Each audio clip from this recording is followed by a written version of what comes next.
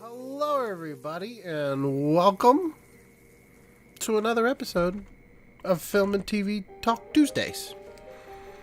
Just make sure my mic is coming in. I know the audio for the things, the musics. I know the word was called. The musics I know is coming in pretty well. But let's just make sure that everything else is translating right.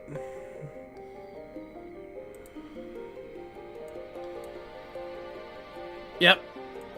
I think I'm good. As far as coming in clear. You guys let me know if I'm not coming in clear, okay? Or if I'm echoing, because yesterday apparently I was echoing. But I think that was because I had both the secondary camera's audio on and the primary camera's audio on. So, well, all the microphones audio tuned in. So, and the little camera was a little laggy. I think that's what it is. At least for yesterday's brief moment of whatchamacallit, of echo. Yeah, that's what I'm looking for. The words I'm trying to get right in my heads. Look at my levels, everything looks good. Yay, the trials of trying to get everything in a row. Yeah. Well, it's going to be a fun chat today. We got a lot lined up. Of course, we're going to go into some film and TV news. That's first, as always. Some of the things that I find interesting that I just kind of like browsing around. I was like, ooh, that's cool. And if you guys think it's cool, then awesome. If not, so sorry. It's just what you got to go off of. If there's something you'd like to talk about, you got to let me know. But otherwise, we're going to talk about some of the film stuff that I found interesting today. And then we're going to go into some indie talk. And then with the indie talk stuff, I'm going to really kind of focus on the new stream setup. I mean, the camera and angles and everything are the same. But quality way higher than what it was when I was running off a Melon. So some slightly new things as far as the stream setup goes. Some things that are getting more solidified, and I really want to get into 2 new pieces of equipment, of new kit, 2 new pieces of kit, as the British would say, that I find quite fascinating, and that's the new Aputure 1200D and the Panasonic GH6. I mean, it's all kind of all over the place right now, as far as talkity talks, if you were to be looking up film equipment, because they're both pretty cool. Yeah. They're both really, really cool. But I kind of want to get into that today. And then we will definitely talk about some of the new trailers that I've seen. I might want to get into a little bit of Batman before that ultimately comes out. What are some of the other new trailers that I saw? Secrets of Dumbledore has a new trailer that just released. Morbius technically has a new trailer, I think. The final trailer that just came out.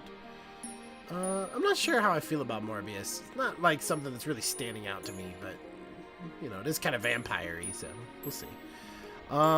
Let's see here. Rings of Power, that had a new trailer that came out, I think, last week. Ooh, am I looking forward to that one. What's up, Violets? Hello.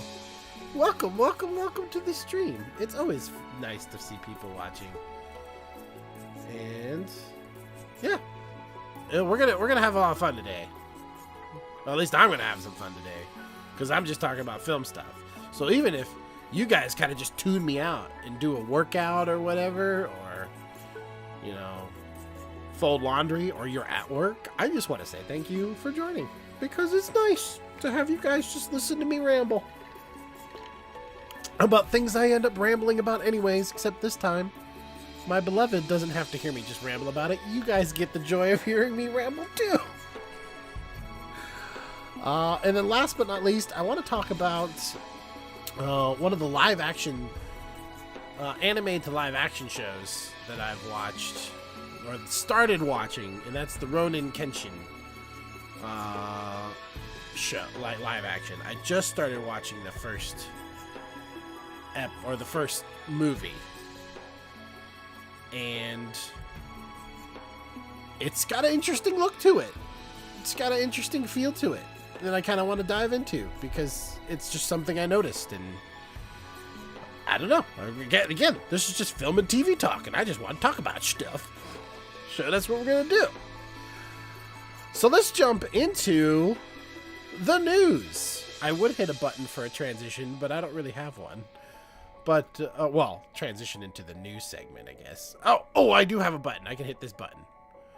First, let's move that away, and bam, the news.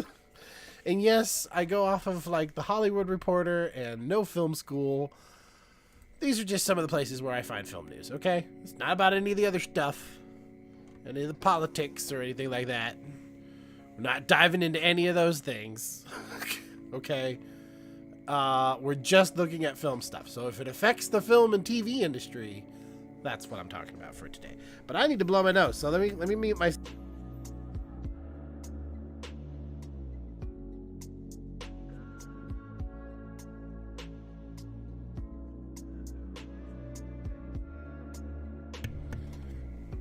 All right, should be back. Yes, I'm back. All right. If any of you friends out there are listening or tuning in from the Facebooks, you can always hit me up on Facebook and possibly pull you into the stream. Just let me know. If not, no worries. So let's dive into some of the news. Channing Tatum and Lionsgate team are going to start a Step Up dance show. I mean, I remember Step Up. I watched Step Up back in the day. I know Channing Tatum is a fan of the dancing. And not just because he was in, you know, one of the most magical of all shows as a dancer. It's not just because of that. Like, there's been other things where you see him dance around. What was it? There was I can't remember the musical. He was in a musical too, if I remember correctly, and he was dancing around in the music. No. It was Hail Caesar. I'm pretty sure that's the name of the movie. Hail Caesar? Hail Caesar. Yes. Yeah, there was the Hail Caesar. Channing Tatum had a huge dance number in that. With like the sailor outfit. Very classical type of thing. But, I mean, according to them, according to this article, Channing Tatum and Lionsgate are going to be starting a Step Up show. I would really like to see a dance show that has a better storyline. Most dance movies are very, very basic in story. Very basic. And I think it's even teased that you're not really watching a dance movie for the story. You're watching the dancing for the dancing. Okay. Sadly, Veronica Carlson, actress in the Hammer horror movies, so the Delegacy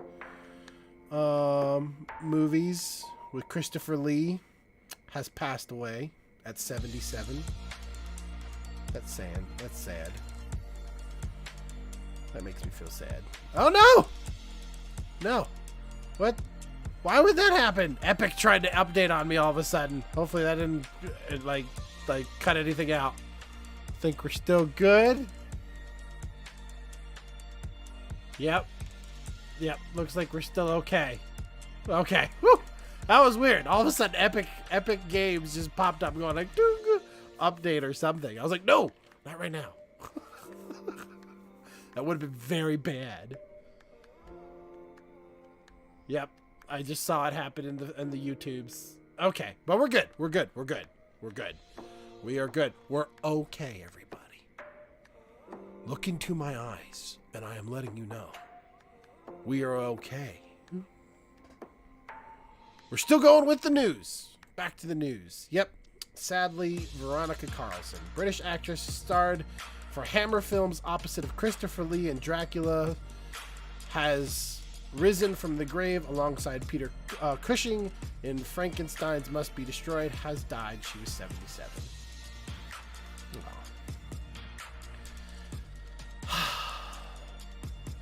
That makes me feel sad. The Cannes Film Festival. Like, this is how I know I said we wouldn't be getting too much into the politics unless it affected film, and again, like, this affects film. So the Cannes Film Festival is banning Russian delegations until the war ends in a manner satisfactory to the Ukrainian people. Like, Cannes is up there as far as film festivals go. You got Sundance, you got Cannes, and there's the Austin Film Festival, which is in Austin, Texas. There's a lot of film festivals, but Cannes is one of the big ones, and I believe Cannes is in France. I think. That's not where I wanted to go. Tim Roth and new article. Tim Roth and Alex Essoe board Stealing McCloud heist drama. Ooh, there's a heist drama. I do miss a good heist drama. But yeah. So that's happening. Like, just it's interesting how the film industry is affected by what's going on as well. I'm sure there's even some films and things, because I've been seeing other stuff like Paramount. This is another one that I saw earlier. Paramount pulls upcoming Russia release of Sonic 2 and The Lost City, which The Lost City looks cute. That looks like a classic Sandra Bullock.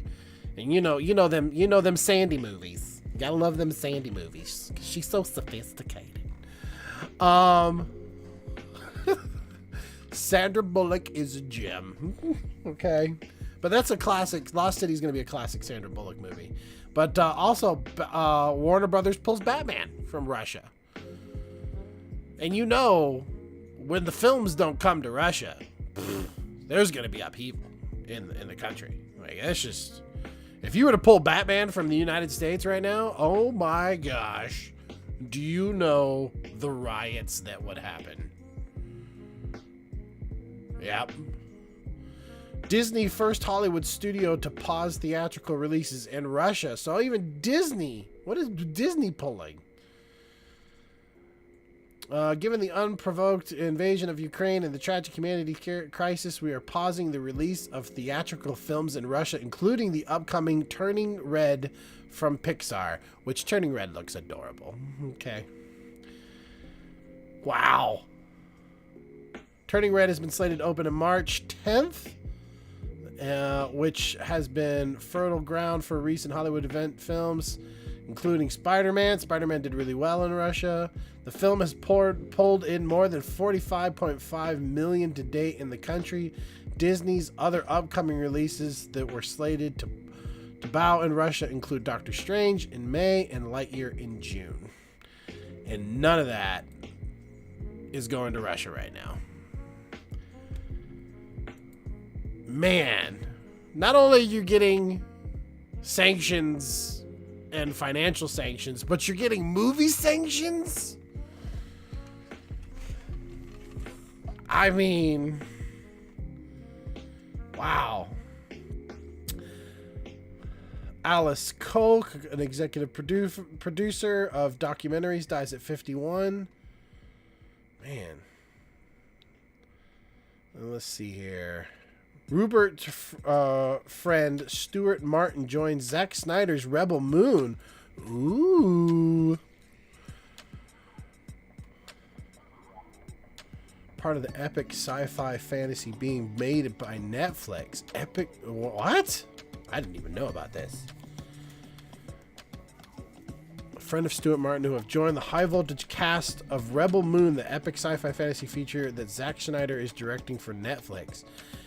That's interesting. I need to know what Rebel Moon is now. Because I have no idea. It says it's based off of a book.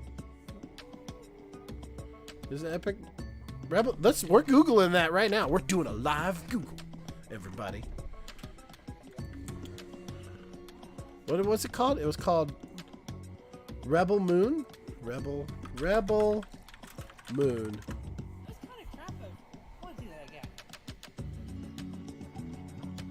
Rebel Moon.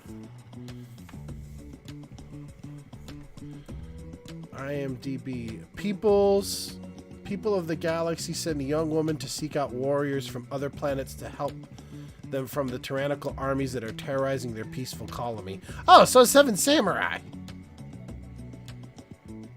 What? Wait, and this is for Netflix? Yep, director Zack Snyder. It's in pre-production right now. We got Sophia Boutella, Jimon, I love him. Charlie Hunnam. This is good at Ray Fisher. I mean, the whole like seeking out warriors from other planets to help against an imposing army. That's Samurai 7. That's Magnificent Samurai. It's a story that's been told over and over again. So you can kind of already know where it's going, but that it's a sci-fi and it's a new universe and stuff. That sounds interesting. I mean, I'd probably dig it. I'm interested to see what it's like. Huh. Yeah. No, I'm definitely interested. That has piqued my interest. Any more stories in the past? Let's see here. Netflix to acquire YA rom-com Hello Goodbye from To All the Boys producers. Godfather scores top weekend box office. What? 50 years later? Oh, it was re-released over February 25th and 27th weekend. Paramount booked The Godfather in 156 theaters. I kind of wish I had known about this. Filmmaker Francis Coppola's iconic mafia epic earned $970,000 per location. For a per location average of $6,218, the best of any film for the weekend. Wow. For a weekend, that thing almost earned $1 million. And it's 50 years old. That's pretty cool, actually. That's really cool. I mean, Godfather is a classic film. If you have not watched The Godfather yet, time to start watching, because it's been around for a while. Like, if I were to talk about Godfather right now, you have no excuses on me spoiling, because it's been around for so long. Yes, son. All done? All right. Do some reading. Take a break from electronics. Okay. That's how I stream and be dad at the same time. All right, let's move on to No Film School. I mean, there's a whole bunch of other things I guess we could go get into. Fantastic Beasts. We're going to talk about that a little bit later. Fantastic Beasts. I'm ready for it. I don't know how I feel, but I'm ready for it. And Batman also ready for it. We'll see. We'll see. All right, moving on to No Film School, and let's see what articles they've got up. As my nose gets runny again, and I need to blow it one more time. Mute.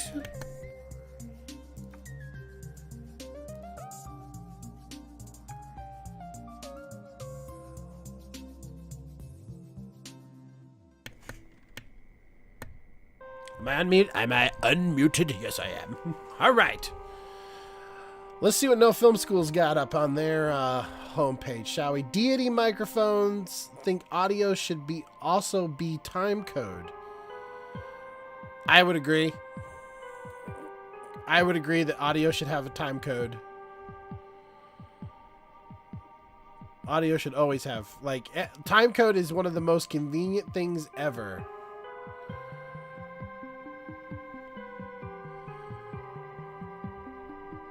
And the reason why, like, if you guys have never heard of time code, for those of you who are not film people, time code is pretty much a timing mechanism, so a counter of some sort, that syncs up the time in the camera as the footage is recording, and with the sound, so that when you put the two together in an editing software, the metadata of that time coding syncs up and makes it easier for you to match your vocals with your visuals. It's very, very helpful and useful. In fact, if you ever watch more modern films, anytime you see that clapper, that slate that comes in, and they're like Gabriel, Archetypes, Film and TV Talk Tuesday, take one, marker, that whole clappy thing. If you look at the slate, the board that holds the information of who the director is, who the director of photography is, what scene they're on, what take they're on, all of that. A lot of the more modern ones have this digital feature where you can see numbers just ticking away like a clock, and that's time code. So not only is it represented in metadata, meaning that you have that clock embedded in both the camera and in the audio, but it's also on the slate, so it's visual too. So sort of that, how many different ways can we make sure this all links up and syncs together? It's really cool stuff. At least for me, it's cool stuff. But I agree. Time code should be in stuff. And if Deity is bringing it to small end devices, that'll be really nice for the indie people, or for stuff like what I try to do on my independent projects, because it's one less, it's one more piece of equipment that doesn't cost as much, that gives you an edge as a filmmaker, because audio is very important as a filmmaker. You can have anybody or any like lesson you ever really watch can tell you, or you can find out very easily, that if you have a bad visual with bad audio, of course it doesn't work. But if you have a good visual with bad audio, it still doesn't work. If you have a bad visual with good audio, it can still work. Just depends.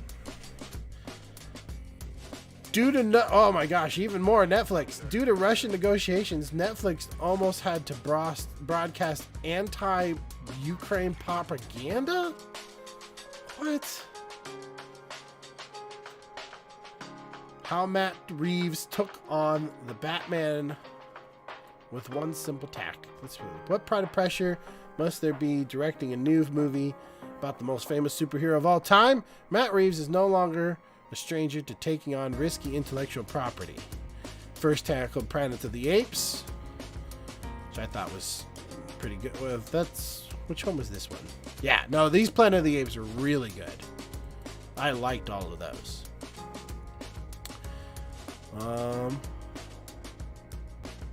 One simple tactic. What was his tactic? I want to know his tactic. We know the passion for the character and the lead of the story, but there was much more into Reeves' process. Excuse me.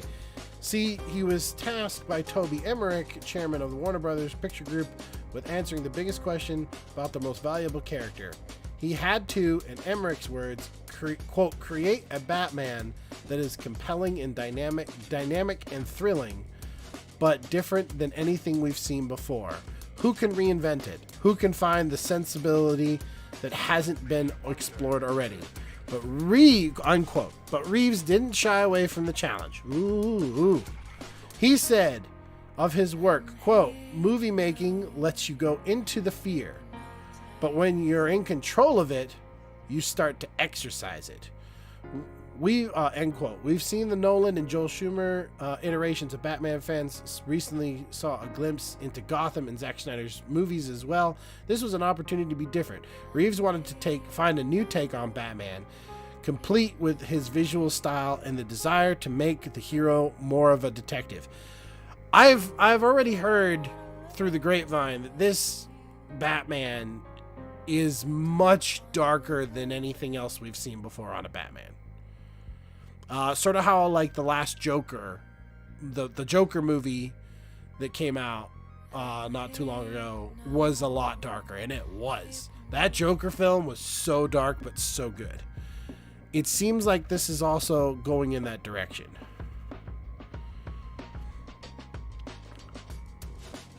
I wanted to fight against any sense that Batman would remain static. I wanted the stakes of the story to challenge him in a way that shook him to his core. He has to change. Part of that capitalizing on the original story, which is also well known. Reeves said, quote, "He's still stuck in those events that happened when he was 10. When I'm making movies, I'm trying to make sense of my experience, and through his vigilantism, he is trying to cope with his," end quote. I mean, yeah. Quote, "Once you see the movie, I think it ceases to be an issue. It's immersive, it takes you along, and it keeps you engrossed." Still, the movie, finished movie is almost 3 hours long. I am definitely looking forward to that. I like longer movies. Personally. I really like longer movies. I feel that longer movies is like sitting down and watching a television episode or a television show and binging three 45 to an hour long episodes in a row. We already do it. But for a film, it gives it so much longer to really establish and develop the characters. That's one of the classic examples of a short film, or not a short film, but a film that was short, meaning it was only about an hour and 45 minutes, that was based off of an epic tale that was absolutely terrible, is Aragon. If you guys have ever heard of that book series. It's a fantasy book series. Aragon. It was made in 2006. And oh my gosh, did that movie have the potential to be an epic film. Aragon could have been a great film and could have had a good long run as far as sequel films, because there's 4 books. And it's got a unique take on on the storytelling of dragons and stuff like that. Here's some of the visuals from Aragon. Let's open in a new image, shall we? It was all about it, like this boy, he's a dragon rider. I mean, it looked really good. Like the visuals and everything looked good. Character lineup was good. Did terrible. Absolutely terrible, okay? This film was only an hour and 45 minutes when the book was like, I don't know, 3 to 4 inches thick. There was one of my biggest gripes about this movie was that it ended up taking this amazing port city, a city on a port and next to the ocean, with ships with huge masts and sails and things, and cascading buildings or ascending buildings in level, walls that were like 20 feet thick and 40 feet tall, a huge keep in the middle of the city. It was this gigantic, beautiful city in the book, and it became a rinky-dink little like stick town on a lake in the movie.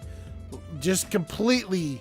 Like, that's just an example. It's sort of anecdotal, but pretty much when they did that to the one thing, they definitely did it to others. It was a very sad affair. I was very sad that Aragon did so badly. And I think part of that is just they didn't have time to tell the whole story. Like, if they had more time to tell more of the story and to dive into the dynamics of the main characters and the heroes and the archetypes and the character development and the mentor and all that, like, they would have done so much better. I believe the Snow White and the Huntsman movies suffered from that as well. Like, had an opportunity to make Snow White into this epic series, and then they just rush it. And everything that technically should have probably taken place in like 2.5 hour movies got crunched into 2 hours. So just for me personally, usually longer movies tells a better story. That's my opinion. It's not always the case. Don't get me wrong. But there are some really good movies out there that are longer. Let's see. NFTs finance your next project? I would like for NFTs to finance my projects. Let's see here. A sleek DIY charging wall? That's cool. Zacto announces new recoil rig for the Panasonic GH6. We're going to be getting into the Panasonic GH6. I'm excited about that camera. That is a fun little camera. Definitely looking forward to it. At least even trying to get my hands on it, because I've got like everybody's watching right now off of the Panasonic S5. That's what I'm currently working off of. But the Panasonic GH6 just came out. Still a micro four thirds, but it's a good little camera. It looks nice. We're going to talk about that a little bit later. Squid Game's Sagnon Lee Jung-jae wants you to read the subtitles. I probably butchered his name like I butcher so many other foreign names on this show. But he wants you to read the subtitles. I actually read this article not too long ago. Dubs are dead, especially dubs from Netflix's Squid Games. Me and my friend had this discussion last night about subs versus dubs. And here is my ultimate take on subs versus dubs. If you are watching a foreign film, French, German, foreign show, if it's a foreign show, especially if it's live action, the best experience technically is watching it in its original language. Again, especially for live action, watching it in its original language and have the subtitles at the bottom. And hear me out on why. And I know for some people it's that, oh, but I gotta read it. I gotta read what's being said, and sometimes I miss what's being said. In a way, and this is my opinion, it's better to miss a couple of words and understand the gist of what's being said, but feel the emotion from the acting, because the dialogue of an actor on a live action is expressed through their eyes and through their vocals. You feel more of what the character feels through those minute body language hints and vocal tonalities than you do if you take the actor's performance and completely dub over it. And it's okay if you can't keep track of every single word that pops up in subtitles. Because you can do one of two things. You can either pause it, and I know you don't really want to pause it because then you're breaking the whole immersion thing. But you can pause it and read what's being said, or, and I'm guilty of this, you could rewind and watch that scene again. Sometimes I do miss little things, especially if you've got more than one person talking at a time and there's more than one subtitle popping up at a time. Sometimes you're paying attention to one person's subtitles or you want to watch the other person's subtitles, and you kind of get lost there. But I almost would argue that the acting is the more important substance of what is happening within the context of what's being said. And most people can generally get the context of what's being said based off of the subtitles.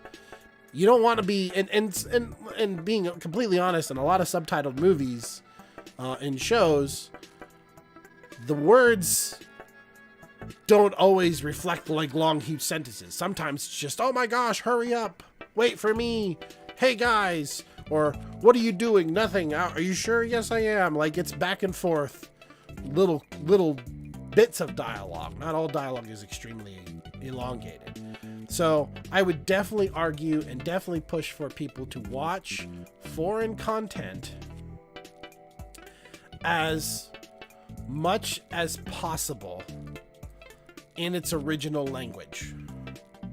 Okay, that includes Squid Games. So if you've watched, especially if you've watched Squid Games, or All of Us Are Dead, or there's that great German one. There's a really good Dark. There's a really good German show. If you've watched any of these shows originally dubbed with an English voice acting going on top of it, because the English voice actors are trying to replicate the emotions. But if you've watched it dubbed already, I kind of challenge you to go back and watch it subtitled and feel the emotion that the characters are going through, because sometimes it is just always way better, in my opinion. Anime can be argued on the slightly on the opposite spectrum, because anime doesn't technically connect the voice with the physical actor. It connects the voice with the digital animated character.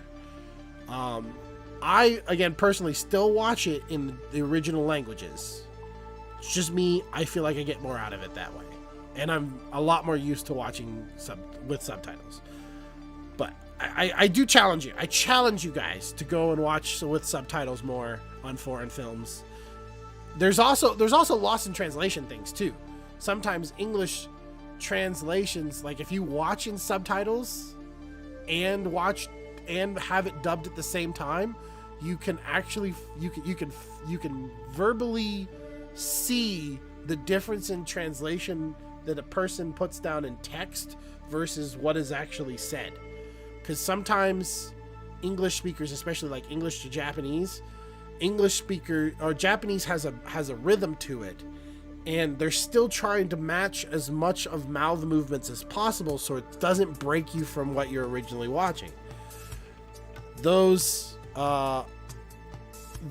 dubs can sometimes change the meaning of words in order to match the rhythms of what's being said as the priority, so that it doesn't break you out of the moments as often. There's little tricks that they try to do, but it doesn't always work. Again, try to watch things subtitled versus dubbing it. Strive. There's some really good content out there, especially if you can push it. And you'll get quicker at reading the subtitles or just picking up on nuances a lot more. It's sort of practicing watching subtitles. So that's where I would highly recommend people to go. Hello everybody, welcome again. If you're just now joining us, I've been seeing some people float in and out. You guys are more than welcome to comment on anything that's happening in the video or your thoughts. We have a question of the day down below, and that's: name a less known film that you love to watch, and why do you love to watch it? And whatever you end up saying, just like Violet's vibrant coloring, we can pop up your comments on the stream, so you get to be part of the stream as well. And please remember to do all the usual: like, follow, subscribe. If you're part of a film community and this is the first time you're watching this, send this out to the film community, because we're trying to build more of a community over at Archetype and all of the projects that we've got going on. I got an indie that I'm in the middle of working on with my buddy Josh. There's another indie with another Josh that I'm in the middle that I've got to pick back up, which will probably end up being after the summer, because I am officially on Blue Beetle as an on-set electrician, and I gotta blow my nose again. So mute.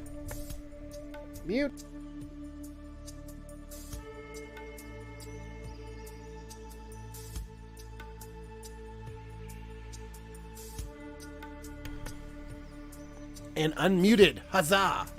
I will be on Blue Beetle, not a WB. Yes, a WB, but DC film about the DC character Blue Beetle.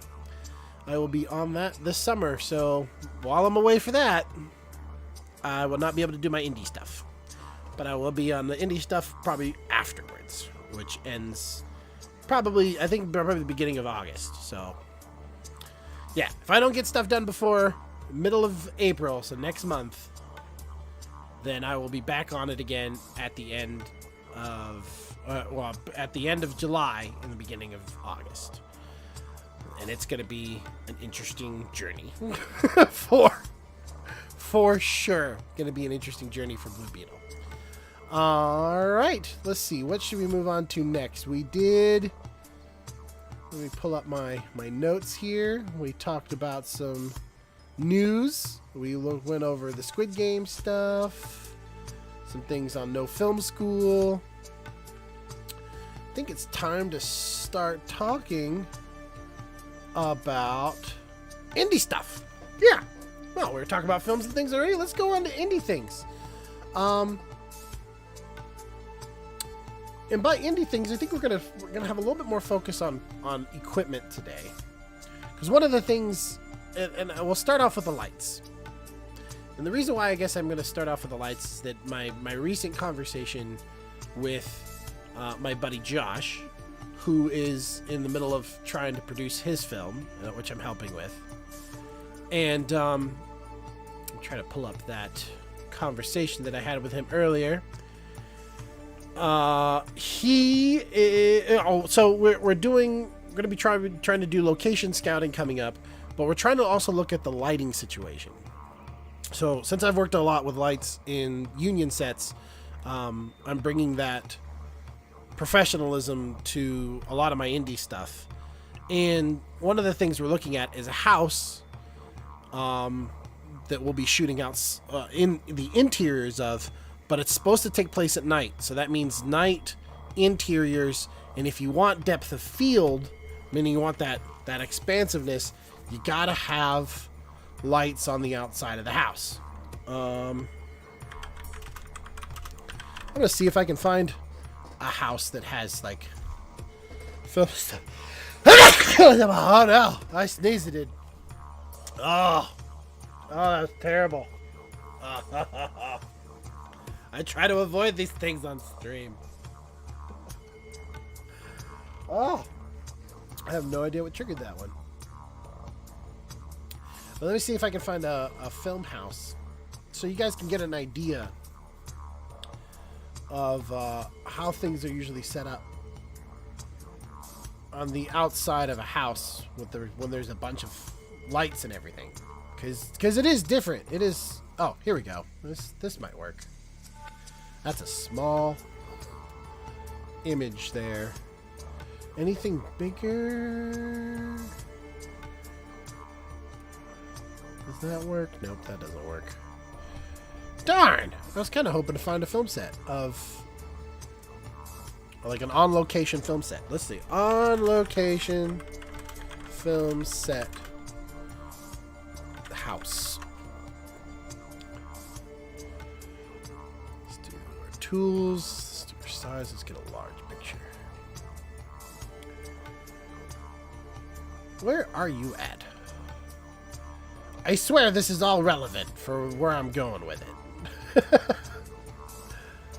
Oh, this one might work. Yeah, this one will work. Okay, let's open up this image. Here we go. So here we are. This shot of whatever they're shooting is definitely taking place inside. At least from what it looks like on this picture, it's taking place inside. We've got some condor. We call these condors. These lifts. Got some condors over here. We got some lights that are set up on a scaffolding. One of them is bouncing into, looks like an 8x. Another one looks like trying to punch through the window. They've got some C-stands set up, some flags set up to cut light. But then you got more light shining through. So there's a light hitting here. That must be this 20K or 18K. 18K stands for 18,000 watt light. But what it is if your exterior, if you have a scene that's interior and you're shooting and you've got your equipment that sees the lights out, or not sees the lights, but sees the outside, so to speak, or just even the window. You need to make if you want the depth of that window, you need to sell that the window, it like has illumination. You need to sell that there is light punching through it. If you're doing a day for night, meaning you're shooting everything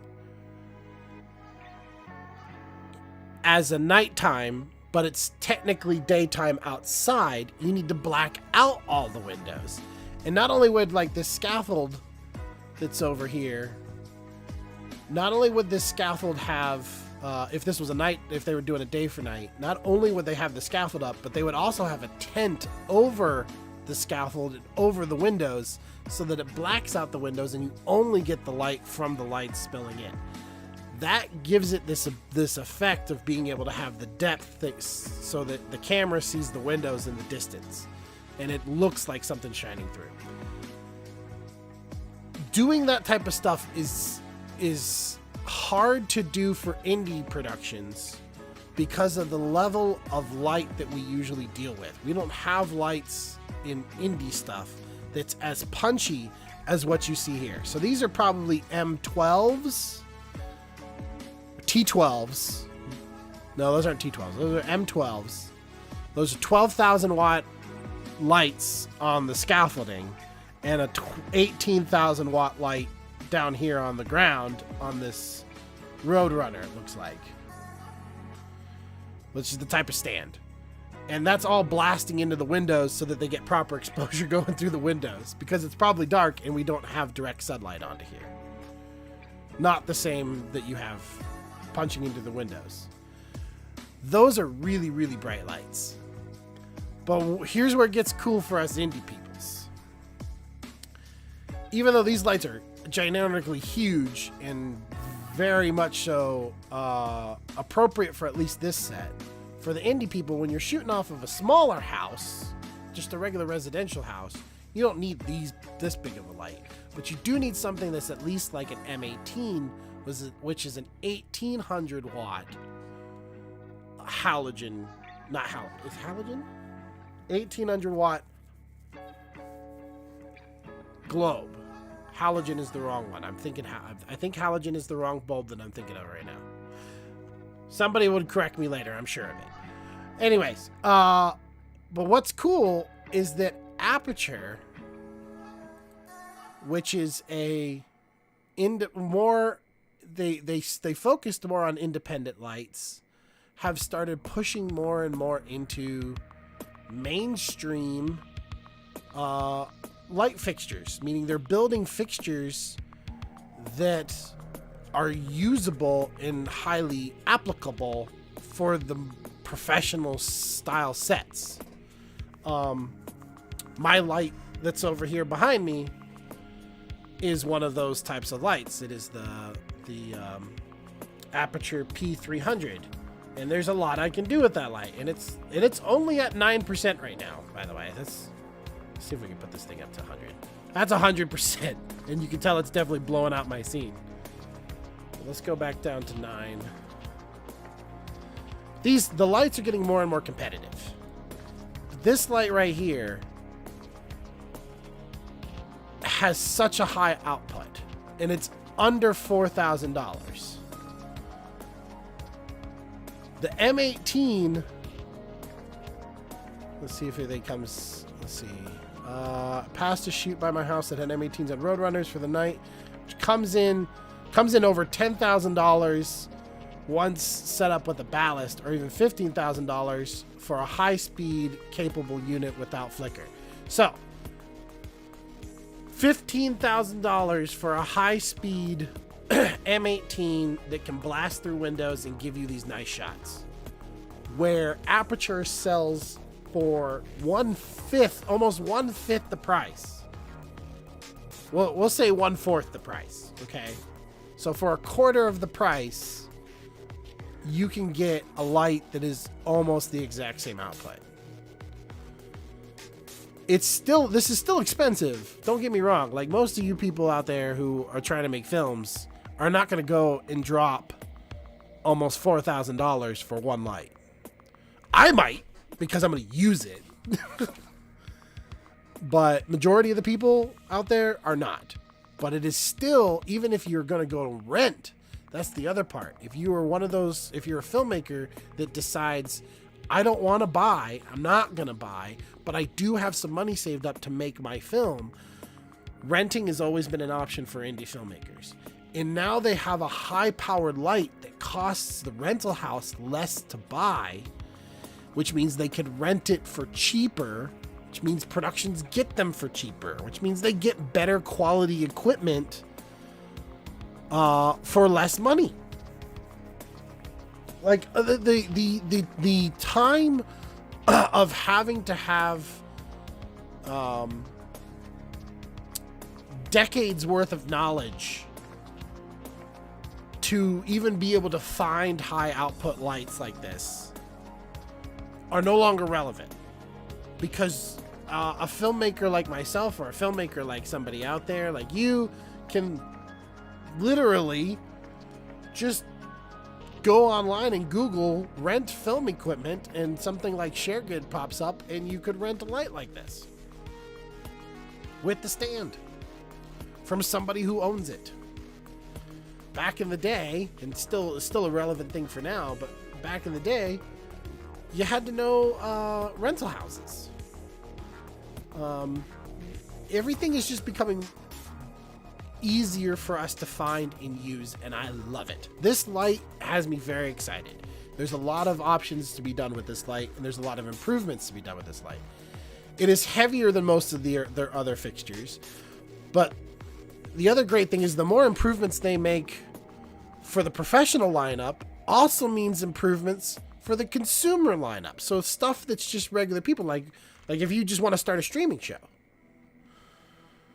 The lights that are other than my big light back here, other than this one, other than that one right there, which I wonder if I could turn it a little bit. That it's right. Right. Oh, you know what? Let me go to the other camera angle. It is right there. That light right there. Other than that light, the other two lights that are lighting me up right now, my backlight, put this back where it was. My backlight, which is this, that's my key light. My backlight, right here, which highlights my shoulders, highlights the top of my head, and even gives a little bit of lens flare into this lens. I kind of like it. I kind of like the lens flare. That light and my other side light are both Aputure lights that have lasted me for about 6 years. They are very old. They are very worn. Some of the LED pixels, the LED globes are definitely dying. So they need replacement, which I'm going to kind of scavenge from one of the other lights that doesn't work as much anymore, and I'll scavenge those LED bulbs to fix a few of the others. But they've lasted me for quite a long time. And now that Aputure has new panel lights that are cheaper than the big one that I've got back here, but more affordable for consumers, for people who are doing streaming or just now starting off trying to make movies. They're so cool. Like that type of stuff, just, it baffles me how much more equipment is available for the everyday consumer to start learning and to start practicing and start trying to make whatever art it is. If you're doing photography, you can still use those lights. If you're doing, it's just, I don't know, it's just cool stuff. I like this stuff. I get excited. I get excited about this stuff. And this is a light. So this is a light. Nice, big, beefy, big boy light. There's still some things that need to be solved. So here's the light right here. 3,300. So 3,400. 3,400 with tax. So just we'll say 3,500. 3,500 total versus $1,500 for a light with similar output. And this one's LED, which means you can run it off of house power. You can still run an M18 off of house power, but the fact that there's an LED that is almost a quarter of the price. Oh, and it's got a Bowens mount, which means there's a lot more accessibility or accessories that you could have to go to this lamp. Whereas an M18, if you wanted like a softbox in front of it, you gotta completely remove the barn door, and you gotta put a speed ring in, and the speed ring has to have a chimera, and there's still an aspect of extreme heat, and the chimera only gets so big. Whereas because this is a Bowens mount for this light, I keep looking, like I was looking at my main screen, but not realizing that I didn't swap to the second scene. The Bowens mount for this light means that it is compatible with a lot of other accessories, much larger diffusion boxes. Right now they use a cone system for narrow, wide, and medium, as far as like how big the beam angle gets. Aputure's going to come up with more stuff. Like this, that's just what they're doing. They're building more professional stuff, but they're still leaving the consumers good options. Oh, they're still leaving the consumers good options. And they have an app that controls everything wirelessly.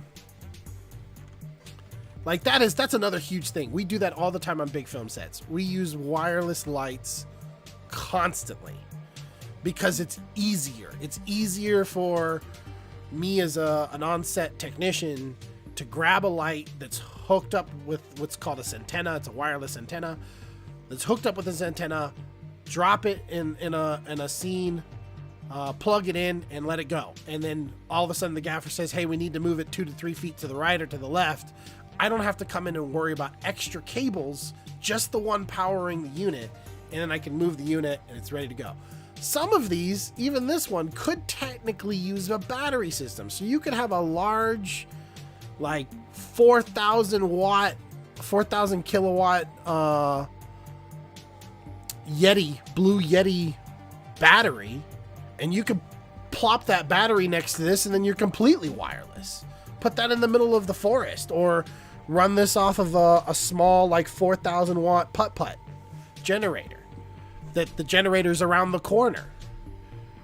It's just so many options that are coming out for more people. Hello, son. Are you eating cantaloupe? Yes. My son is eating cantaloupe. Cantaloupe!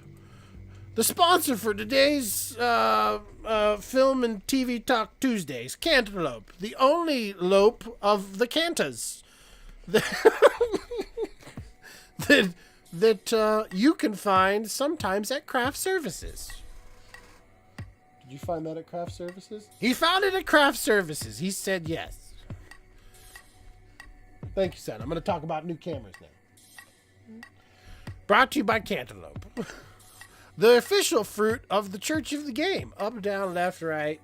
ABA. May the game of life bring you many achievements. So enough about this exciting light. It makes me excited. This is I also love the brand. I'm a fanboy of Aputure. But enough about this light. Let's move on to cameras. For all of you people looking out there being like, ooh, Gabe, what camera should I buy? I like cameras. You got a nice camera. You know cameras. What should I buy? I've been selling cameras since 2005 at Wolf Camera. Technically, I haven't been selling cameras after I left Wolf and Brandsmart, but I still know a lot about cameras, and people ask me what's the best camera to buy. Well, here's a new camera coming out on the market I am very excited about. You can find so much information. If you guys want to know more about the specs of this, the 1200D, there's plenty of videos. Just go YouTube Aputure LS 1200D, and you'll find a lot of information. There's some really good stuff about all this features of the light. We're going to move on to the Panasonic GH6. Panasonic GH6, a $2,200 camera. Now, the Panasonic GH5, which is Panasonic S5, which is my daily driver. I've never said that statement before. My daily driver. That is my daily camera. That is the camera that I personally own. Shoots up to 5.9K and all that other jazz. This camera, for being a small, it's about the same size as mine, but being a mirrorless micro 4/3 sensor, Live MOS Micro Four Thirds. Yeah, 4/3 sensor. Has about the same features as my Panasonic S5 with a few extra little things that are really nice. So if you're getting the body, you're looking at 2200. If you want to get the body plus the lens, which is, they're 12 to 60 millimeter. And now Micro Four Thirds has a little bit of a conversion ratio because the sensor size is small. The flange distance between meaning the distance between the lens and the sensor, makes the lens change as like a zoom level. Like it actually has sort of a crop to it. And I think that's the same for the 12 to 60 millimeter that they have here.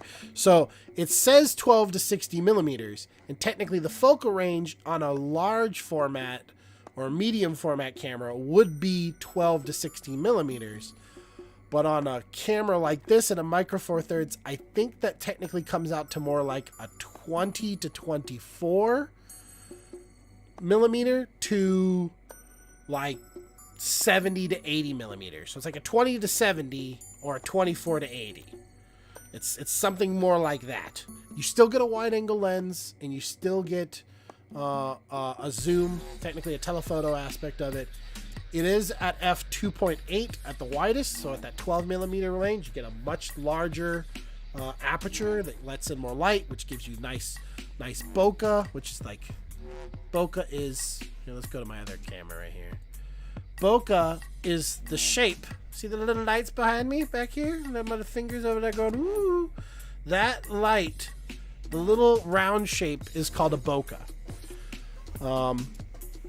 And that's the out of focus, the amount of depth that you get. I mean, I could change the focus and the depth by changing the aperture and changing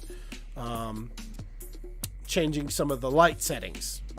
But depending on what settings you use for light depends on how the exposure looks and the depth of field. So we can go into a lot of that other stuff, but this is not a bad camera to start with, honestly.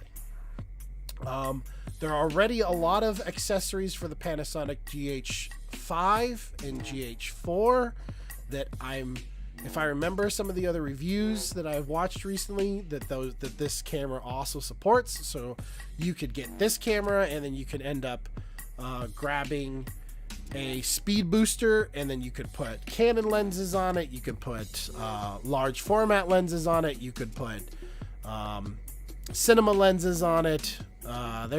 There's a lot of options for this GH6. It has been a very popular line, the GH series. The big difference why I technically went with an S5 versus waiting until something like this came out is, one, this wasn't an option, and two, I got a camera that is technically the equivalent of the cinema variant, the $40,000 or $30,000 cinema camera. I got its little brother, with still a lot of the same specs. One of the other really nice things about this GH6 is its ability to have time code. We talked a little bit about time code earlier. Excuse me, blow my nose again. Oh, yeah. Live nose blowing on Film and TV Talk Tuesdays. Time code, as I talked about earlier in the episode, is just a syncing of a clock, technically. This camera allows, let me see if I can get into the pictures here. This camera allows for time code integration. So you can link up, I think it's right, it's see where it says remote? I think the door for the time code is right outside to the left of the remote feature. I think that's where it's at. And you can have time code on a tiny camera that is like that has a Micro Four Thirds sensor. It's still the size of the sensor is not what's really ultimately important. Like a full frame sensor just gives you more data, but this has a 25.2 megapixel sensor at micro four thirds. That is tiny. That's a tiny sensor and a lot of data and information. It only supports up to 13. Where is it? Is it 13 stops of dynamic range? Oh, here's all the recording modes. It only, I'm pretty sure it only supports up to, it's like 13 plus stops of dynamic range, which dynamic range is just the brightest brights versus the blackest blacks, okay? The better your dynamic range, the more data and information you get between really bright brights and really dark darks. That's, and color. Like, color is also in that. And I think this gives you 13 plus stops of dynamic range. The plus is because you, in order to activate the additional boost of dynamic range, which there's a booster, you technically also have to lock the ISO, which is the sensitivity, the light sensitivity of the sensor. You can change that sensitivity. And I think you have to lock it at like 4,000 ISO. Once, or 2000 ISO, something like that. You have to lock the ISO and then you get an additional stop of dynamic range. But for this camera, for this small of a camera, you get 422 ProRes. That's 422 10-bit ProRes, up to almost 6K. And up to 30 frames a second. That's a lot. And then, of course, you can go down from there. So almost 5K, 30 frames per second. And I believe that handles it in the body. I believe you can record that in the body with it's the more equivalent compact flash card. Mine personally, like the S5, because it is an earlier camera, even with the update, can only do, I think I can do the same output, ProRes 422 10-bit. I'm pretty sure I can do that same output, but I can only do it to an external SSD, sorry. I cannot record to a, internally in the body at that resolution.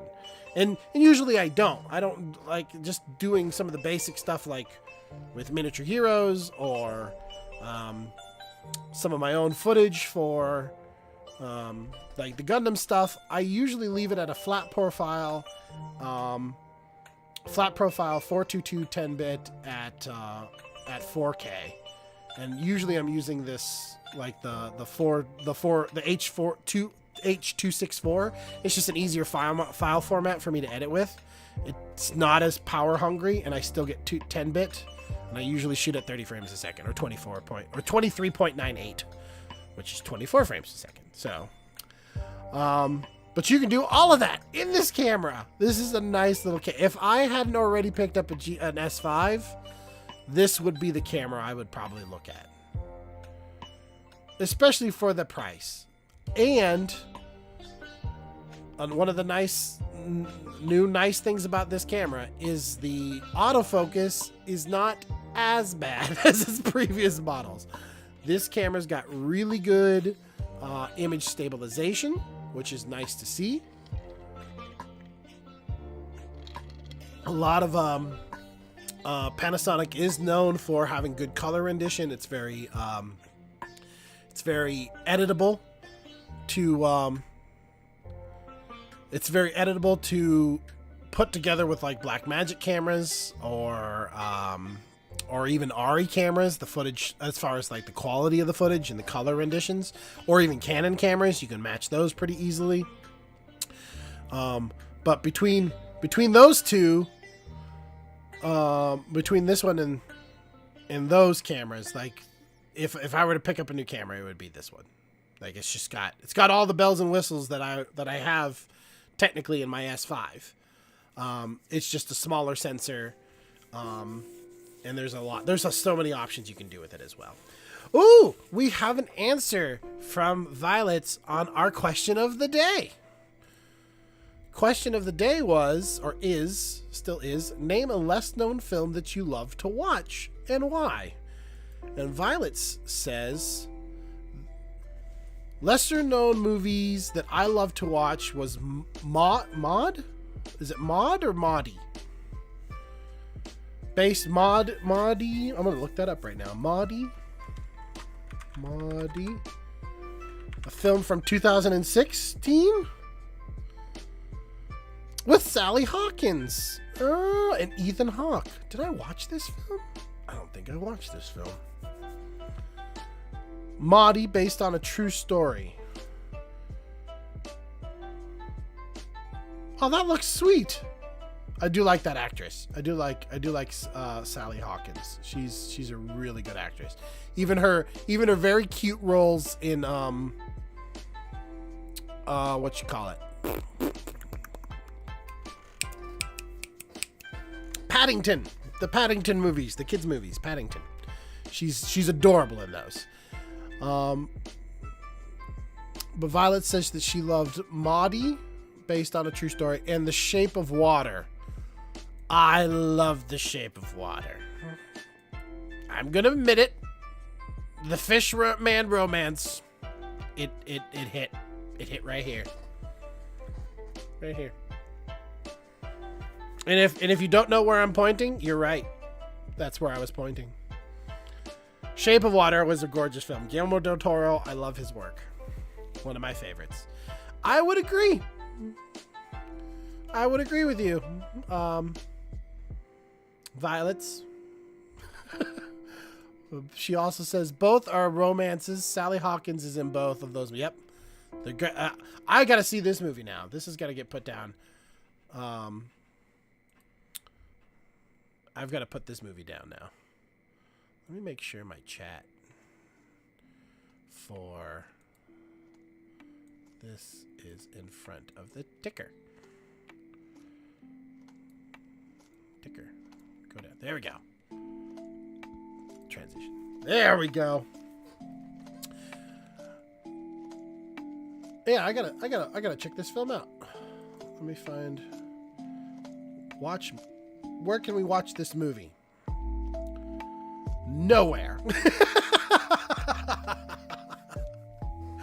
Nowhere for free, or with a subscription already. It looks like it's all pay $3-4, but I'll figure it out. I do like the cast. The cast here looks great for Maudie. I hope I'm pronunciating it that right. What Violet says, watch Maudie with your beloved. LOL, you will both cry. I will not cry. I do not shed tears when I watch movies. I'm just allergic to emotional scenes. That's all that is. Okay. You know what else makes me emotional? Beautiful cameras. I'm a tech head, everybody. I love this stuff. I love this stuff. But now that we're on the subject of movies, let's go ahead and we're gonna move away from equipment. We're gonna start walking. We're gonna start tiptoeing our little steppity steps away from the Panasonic and the Aputure, two of my favorite things right now.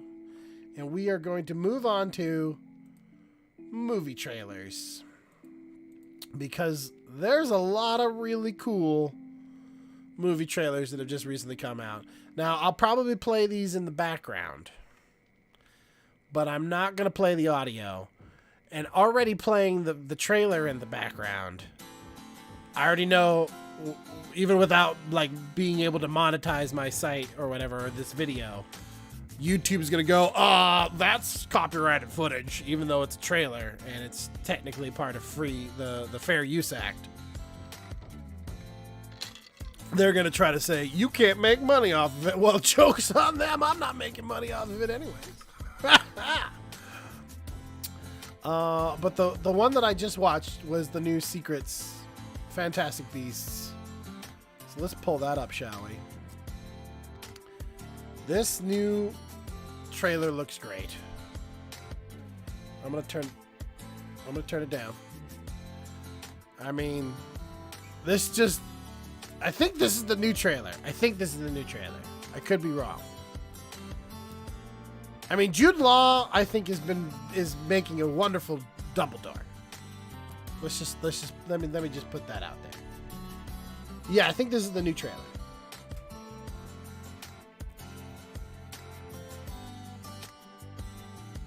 I am very interested to see how this progresses, this storyline. Because like overall, like Fantastic Beasts was a fun movie. It was fun to watch. There was some cute moments. I think production wise and production value wise, they did a great job. I'm still trying to really get immersed in this overall arcing storyline and how it fits with the original films. I think it's interesting that our villain has changed faces 3 times, from Colin Farrell to Johnny Depp, and now what's this actor's name again?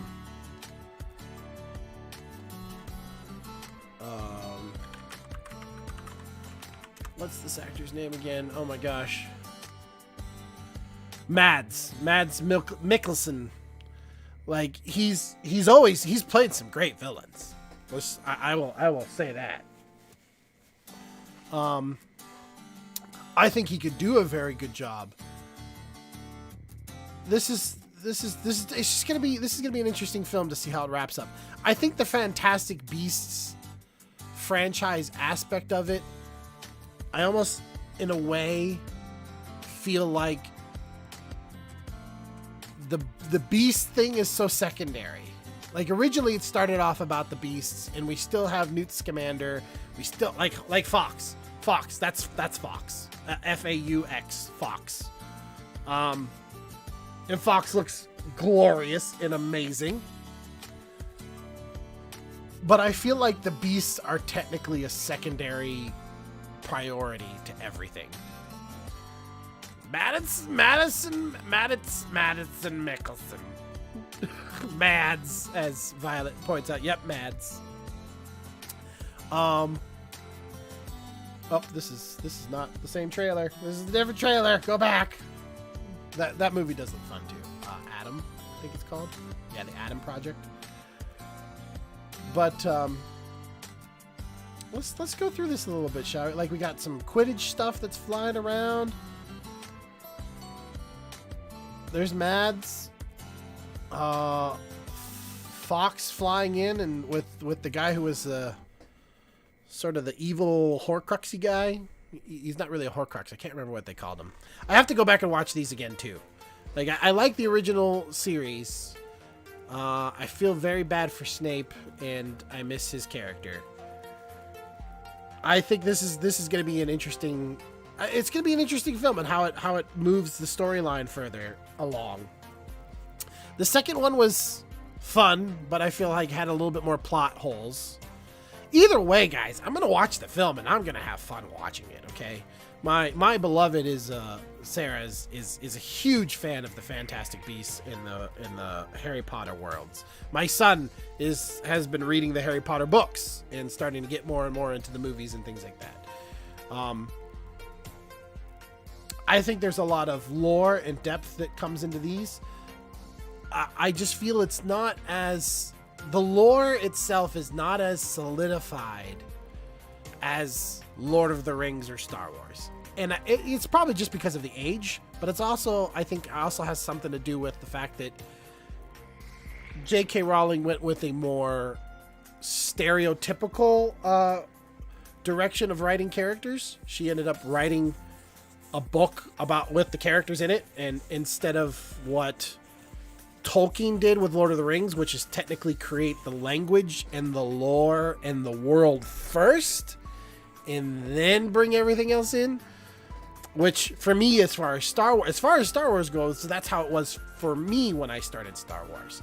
The world and the lore was already very expansive by the time I got into Star Wars. Being born in 1986, I was introduced to Star Wars and stuff by my mom, so the world already existed. That's probably how the kids feel these days. If kids are getting into these books, they're like, wow, the world is so vast and expansive. But me growing up, I've seen the world grow, and I've seen where the conflicts start to happen between this world and the original world, and some of it that sort of doesn't make sense. But again, I still have fun with it. And if you have fun with it, just like we sort of talk about on Geeking Out, if you have fun with these movies, then screw everybody else, okay? It's entertainment, literally. It's not about whether it's right or wrong, or whether it's got the best storyline. I don't like Medea. I'm not a big fan of the Medea stuff. But there are people out there that love it. And God bless them for loving it. Because if they didn't, Tyler Perry wouldn't have an audience. But he does. And they love the content. And that's good. That means that's work. That's work for people. That's stories that are being told. So I am looking forward to this movie. The colors look good. The cinematography is going to be stellar just because it is WB.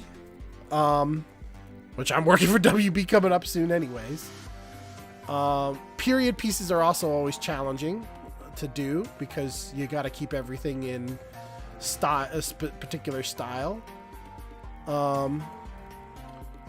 The fact that Jacob is getting a wand, that's an interesting thing that they've been teasing about. Because Jacob is a muggle, and muggles don't get wands. But a muggle's getting a wand. What does that mean?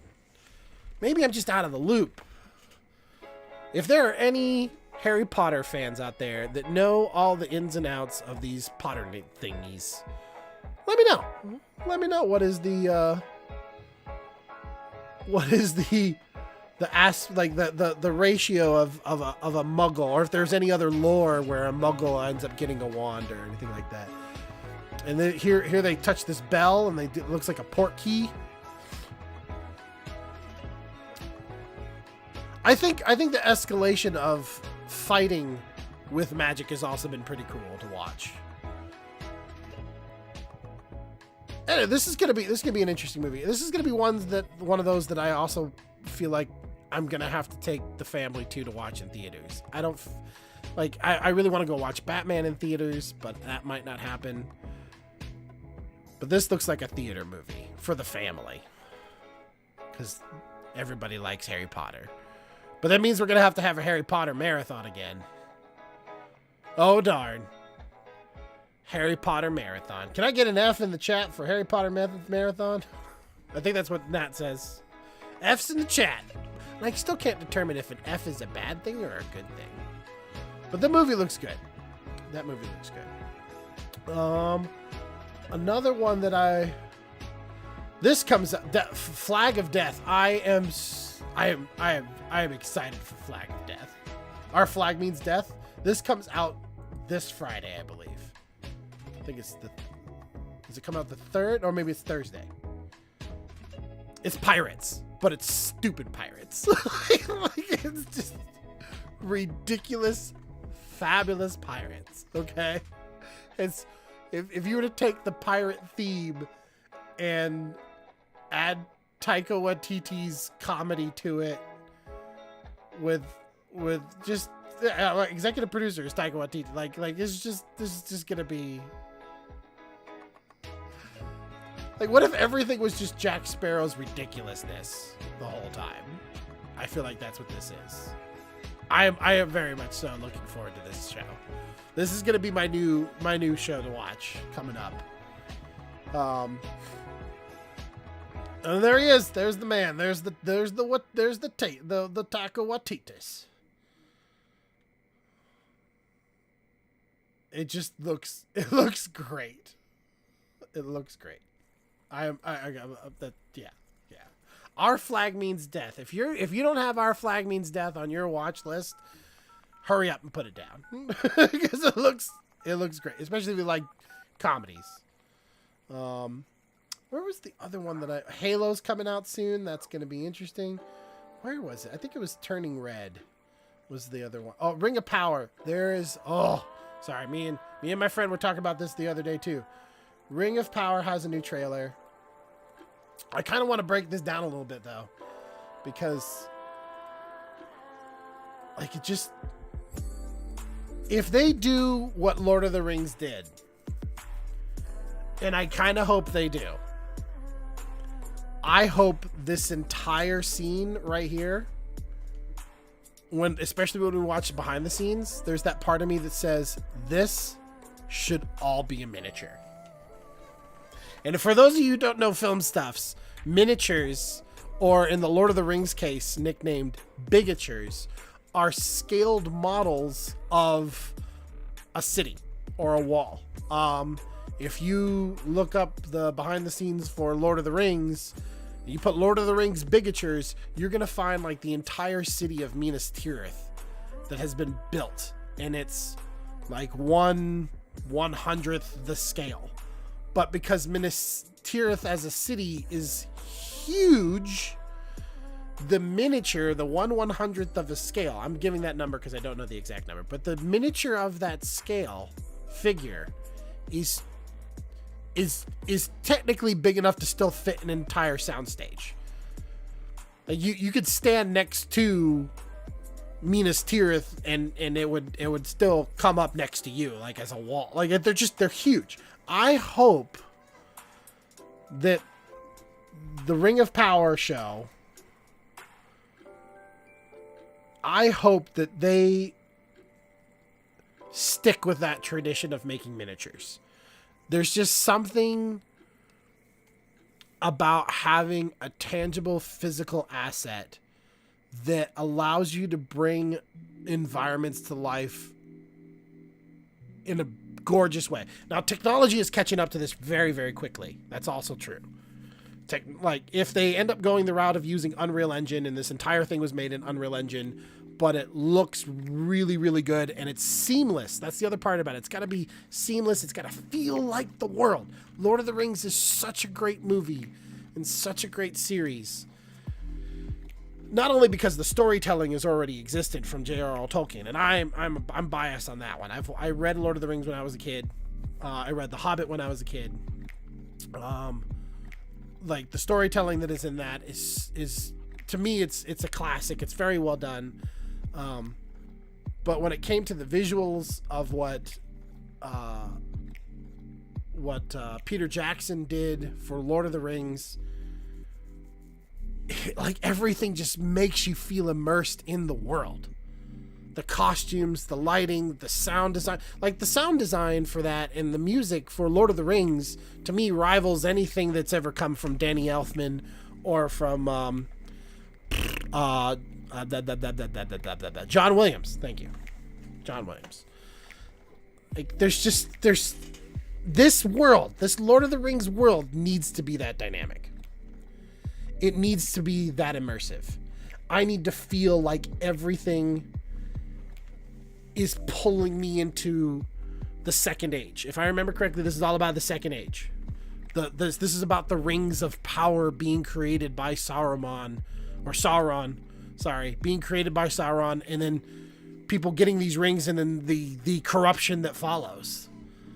Like it should immerse me in that world, and the lore is there. That's the other part about it that I'm really hesitant and skeptical with. Because in a way, because Amazon owns this IP, and I know they're putting a lot of money into this, but they moved the production from New Zealand. New Zealand is where Lord of the Rings and the Hobbits were shot, and that production has moved away from New Zealand. That made me sad. So now that they're not shooting in the literal Middle Earth of our world, they shot everything else in England. I just wonder if it's going to capture the same feelings visually as it did before. It looks gorgeous. Like that looks like a New Zealand shot to me. But it very well, like there's a possibility that it's not.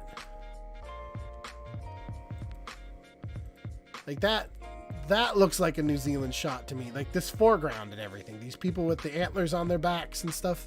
That looks like a New Zealand shot. But I'm pretty sure from about where the the second hill, like we got the foreground hill, we got the guys in the foreground, we got the hill right behind them, and then the hill right behind that. That little valley area, I'm pretty sure all of that is CGI. That's all digital. And as long as it works, as long as I sit down and start watching the show and it doesn't make such blatant mistakes as to break me out of the world, I'm gonna be good. As I told my friend last night when we were talking about the show,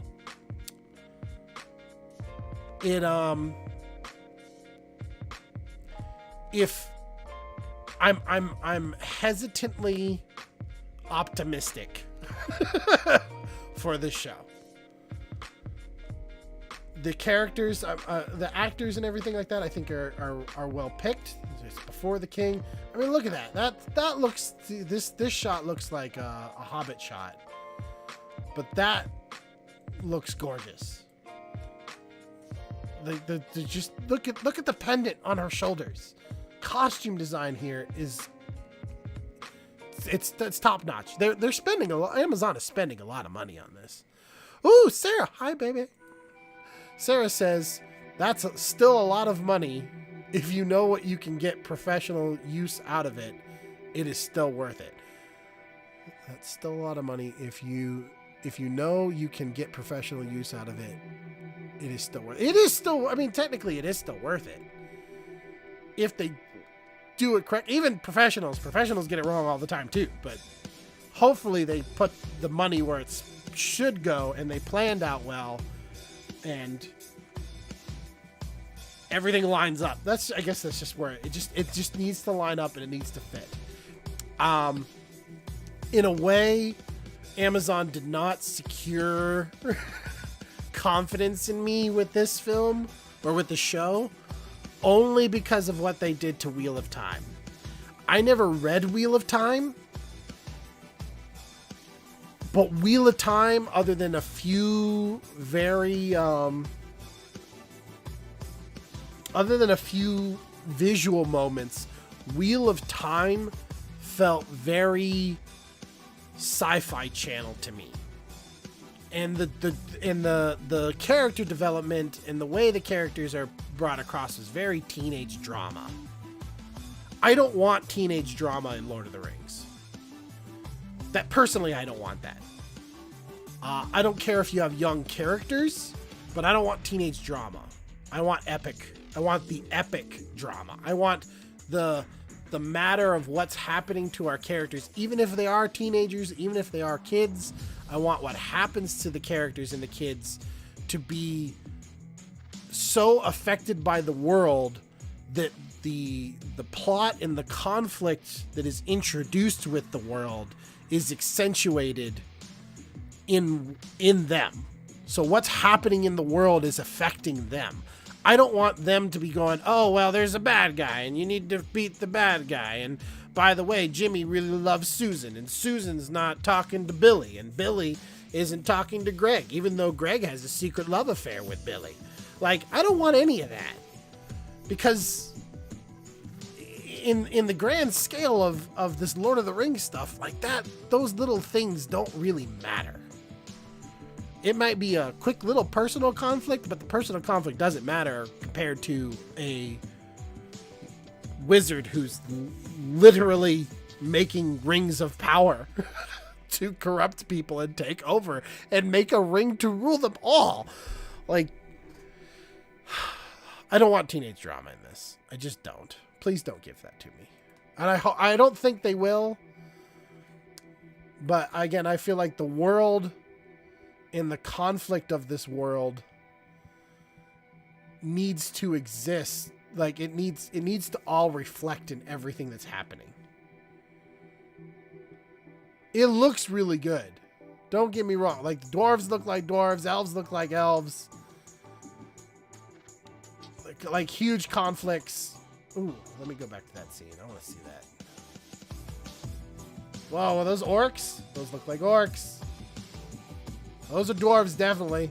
Smashing a rock. Kind of flying through the air. With a chain on his leg. What?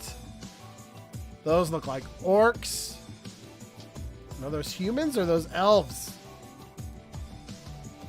I don't know. That's a golden armor. Oh, I see a tree. That's a tree of Gondor. Those are humans. like that stuff is cool to me. And these have got to be orcs or goblins of some sort. Like the tiny hand. It looks good. Like so far what they're teasing looks good. The costume design looks good. But Prime did not give me a vote of... Like, I did not get a vote of confidence with Prime when it came to Wheel of Time. Which, Wheel of Time is supposed to have so many books in it. It's got, like, what? Like 6 books or 8 books or something? And it's supposed to have an epic. And it's supposed to have a good tale. Well, some of it felt good. And some of it felt very cheesy in Wheel of Time. And I don't want cheesy in my Lord of the Rings. Let me rephrase. I want just the right amount of cheesy in my Lord of the Rings. Somebody's going to bat me and be like, Gabe, Lord of the Rings gets pretty cheesy, okay? This just looks... I mean, I love epic battles too. The armor looks good. That looks like an orc. I mean, look at that pointy ear. Like, I want to see hobbits. I want to see halflings. I want to get more lore about the demons and angels of the realm.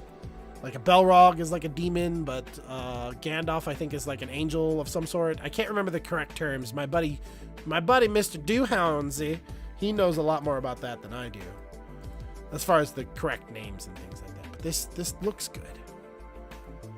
This looks so good. I really hope they do a good job.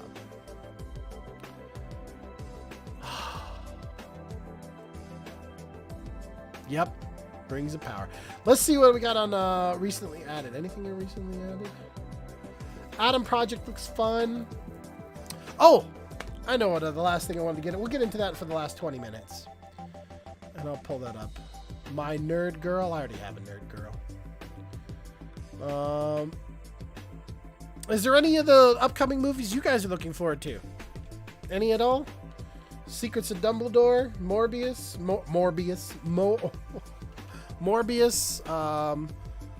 I know I am definitely looking forward to Kenobi, but we haven't gotten any good teasers on Kenobi yet. What's this Barbarian? Is this the new? Wait a minute.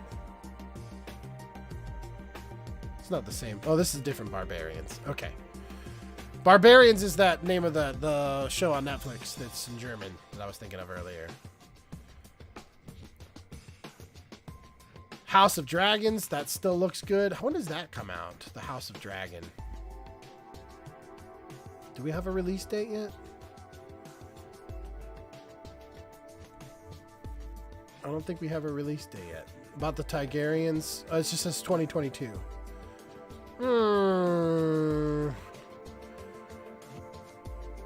Hopefully that's another one that I hope does well. Like that technically stays within its realm in the world and doesn't corrupt it as it did in the 8th season. Yeah. Lost City, again, this looks cute. If you guys like Sandra Bullock, this is definitely like a classic Sandra Bullock movie. If you like Miss Congeniality or The Proposal, the classic rom-com kind of Sandra Bullock, this is what this reminds. This reminds me of a mixture between like a Romancing the Stone and a mixture between like Romancing the Stone, Miss Congeniality, and Indiana Jones. Okay. Like, take Indiana Jones, The Adventure of Indiana Jones, combine it with Miss Congeniality, with Sandra Bullock, and put that together for Romancing the Stone, old classic film. I can't remember who's in Romancing the Stone. And you got Lost City. It looks cute. It looks cute. All right. We're moving on. One more thing I want to talk about today, and that's Ronin Kenshin. blow my nose.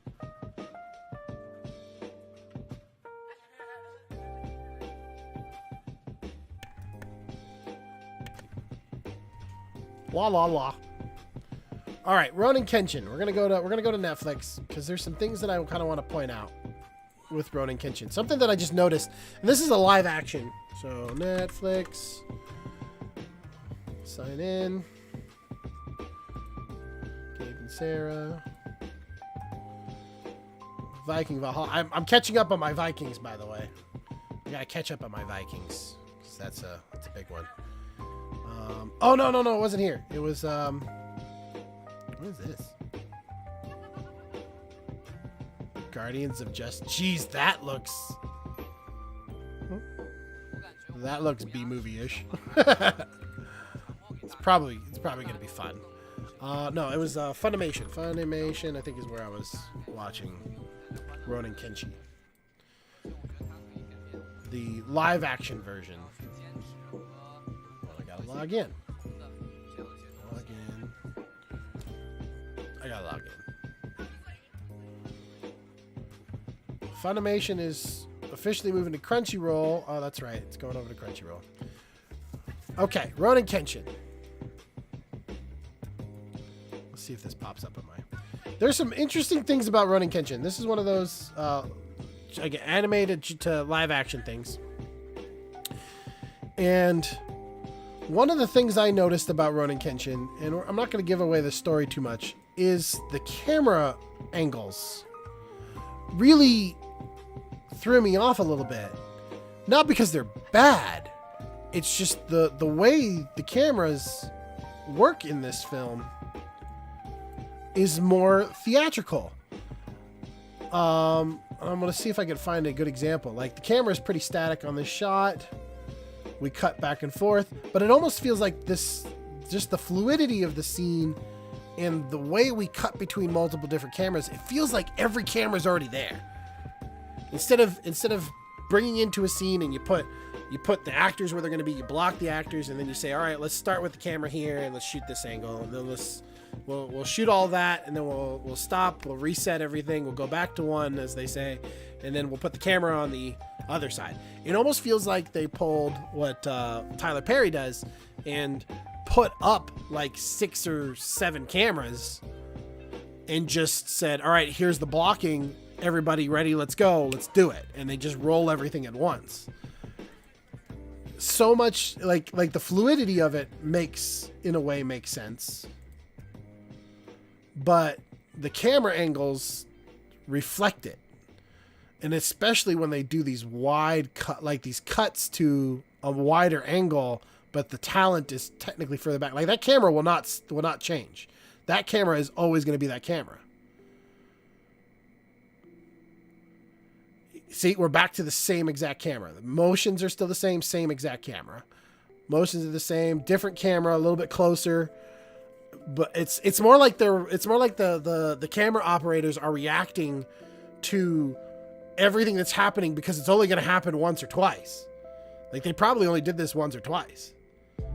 But the cameras are trying to react to everything that's just happening on a stage, like a theatrical performance, versus them having to set up the different cameras. Usually it's like 2 cameras.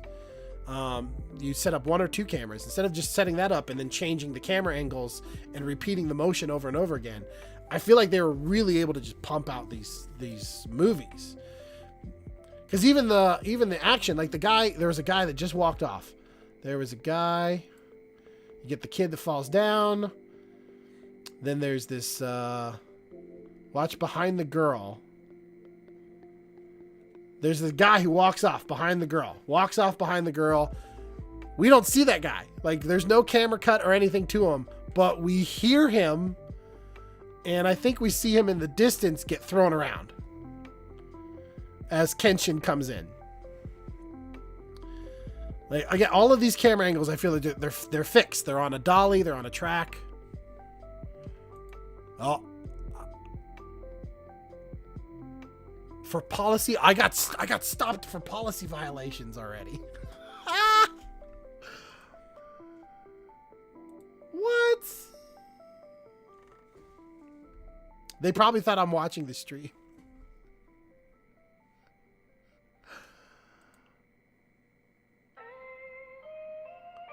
Oh, they ended my stream. That's funny.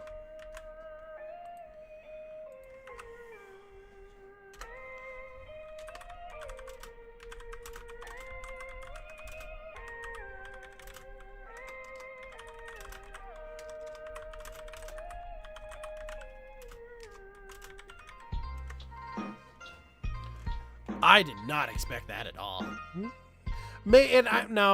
I should have expected it because I'm watching something that's technically copyright. But for me, see, this is where I would technically have to argue it, because I'm analyzing the footage, which falls under fair use. Man, that makes me kind of sad. That makes me kind of sad. But we got people going over to the Twitch. Yay! All right. Well, we won't finish up doing that because that's I'm gonna have to contest that now over on YouTube. It's a good thing I'm not making money off of any of this. Anyways, yeah. If you go and watch Ronin Kenshin, I really kind of wanted to break down the camera angles and things like that, but apparently that's a no-no. It still technically falls under fair use because we're not watching the whole thing. And I'm not trying to stream the whole thing either. I just wanted to go over the camera angles. And apparently you can't do that with some of these things. YouTube algorithm picked up on that so fast. Can I reinitialize it at all? I'm just wondering. I don't think so. But we're almost done for the day. So I'll probably have to wrap it up soon. If you guys get a chance to go watch Ronin Kenshin, you should, because it's different. It's a different show. Story-wise, it definitely holds up to. It holds up to the anime so far. I haven't watched much. I've only watched like the first half of the first movie.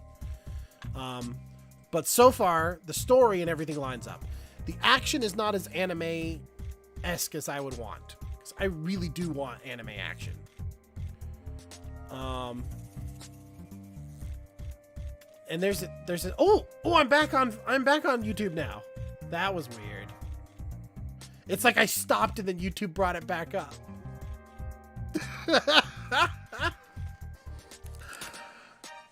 Oh, that's funny.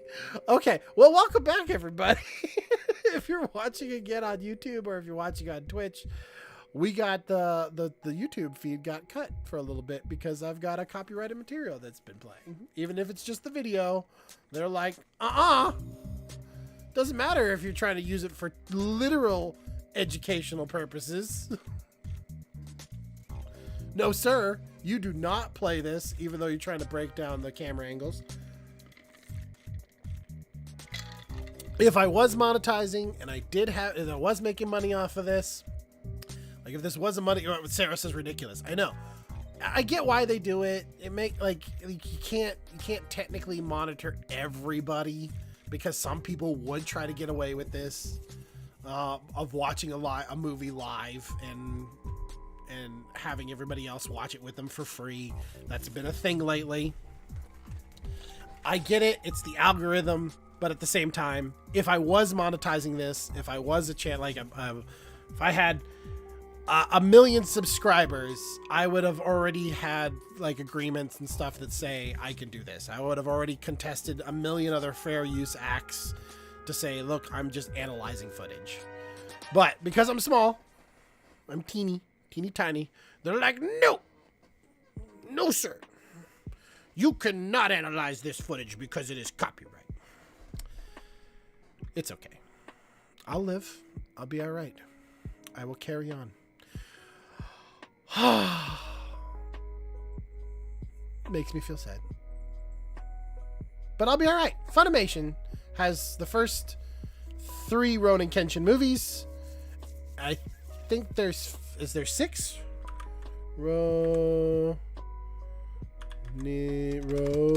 Ronin Kenshin. I'm butchering the spelling. There it is. Ronin Kenshin. Oh, that's how the Ronin Kenshin films. How many films we got? So you guys, if you guys wanted to watch the films, 5 films looks like.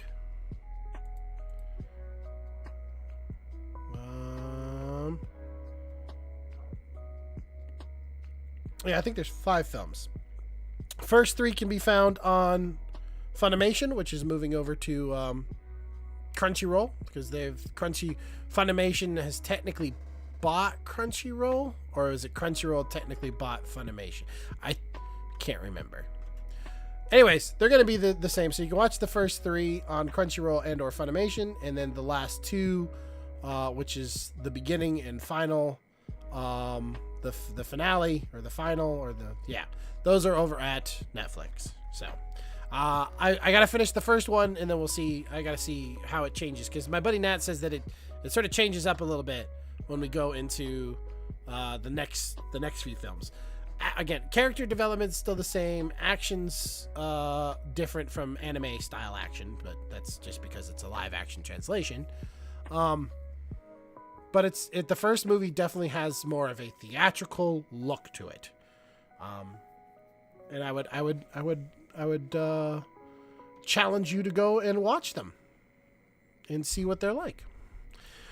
But we are at 4:52. We're getting close to that time. 5 o'clock is when we go to. Is there any other less known film? You know, I guess I should answer my own question on the less known films, because we got that one answer from our friend Violet's Vibrant Coloring, who says she liked Maudie and The Shape of Water. So I guess I should answer my own question. If I were to be... What's a lesser known film that I love? I like a lot of films. Oh boy. What's a lesser known film that I love? I almost feel like my beloved could answer this quicker than I could, because she hears me talk about films all the time. What's an old film I'm thinking of that I loved? You know what? As a kid, I really liked, was it Starfight? Well, what was that?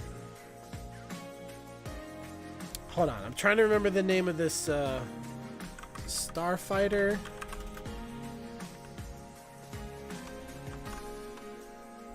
Well, there was a movie. No, it's not. That's not it. What was... Man, there's an old sci-fi movie that I absolutely adored. Train to Busan. That's a good one. I don't know if that's technically a lesser known film. I know your daughter and you were kind of introduced to it not too long ago.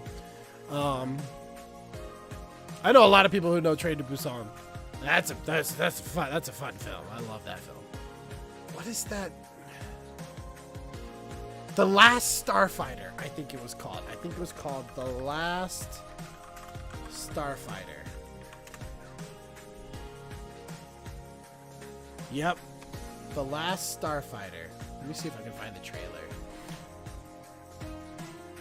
Oh my gosh, does this bring back memories. This is an old sci-fi.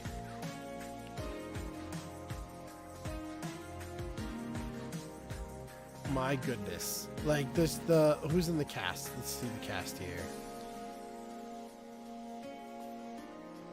Wait, Will Wheaton was in this? I don't remember Will Wheaton being in The Last Starfighter. 1984. So this came out before I was even born. I loved this movie too. This was a very cheesy movie. The premise of The Last Starfighter is a high school student loves playing a video game, an arcade video game called Starfighter. But it turns out that video arcade game is a test set up by an alien species to find pilots for their starfighters that act as their last defense against an evil that's gonna destroy their humble collective of international species. And this is a very cheesy movie from the 80s. This is very 80s cheesy. Let's pull up the trailer. Oh my gosh, this brings back memories. It was a fun movie. This was a fun movie to watch. The kid lives at like a trailer park that has this like 1970s feel to it.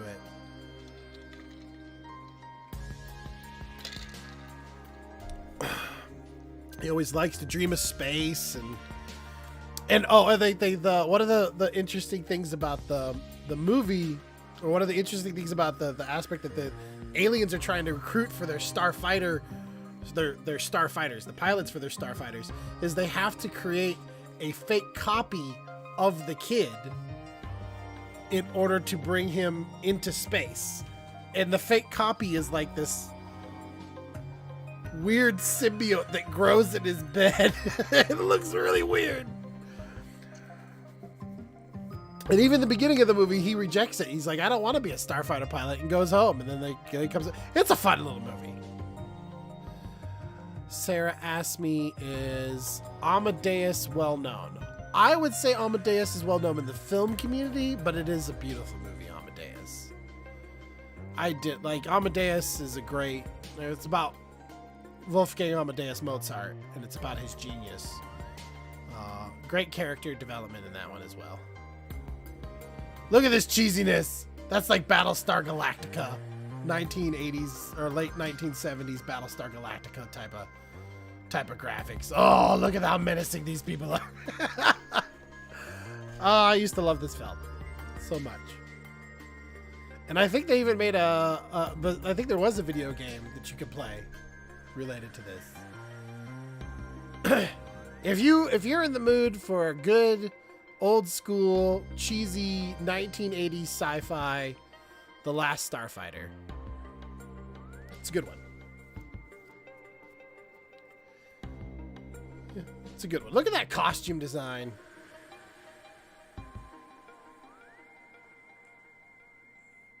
Some very early computer graphics as well. A lot of practicals. I used to like pilot movies too. Let's bring up Amadeus, since Sarah mentioned it. 1984. This is another really good film.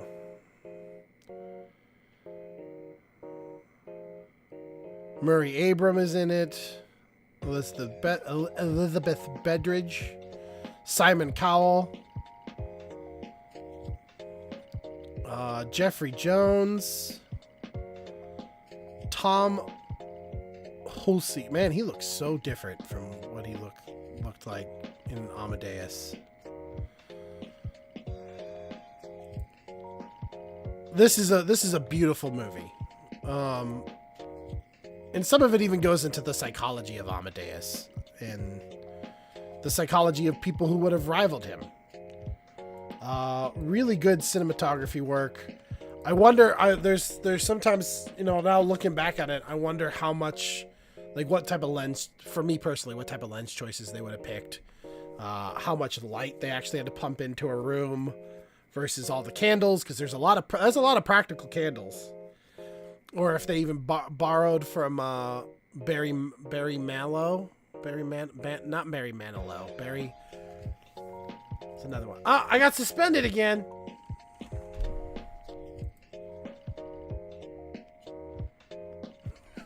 I got suspended again. I'm showing trailers.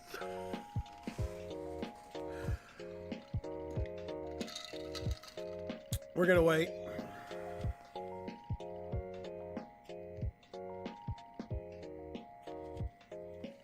I can't believe this. This is...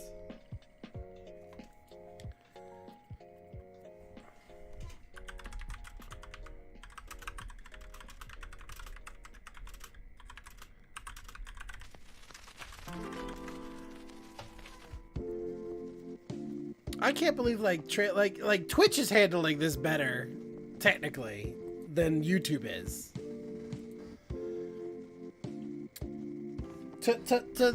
Man, just okay. Let's get out of that.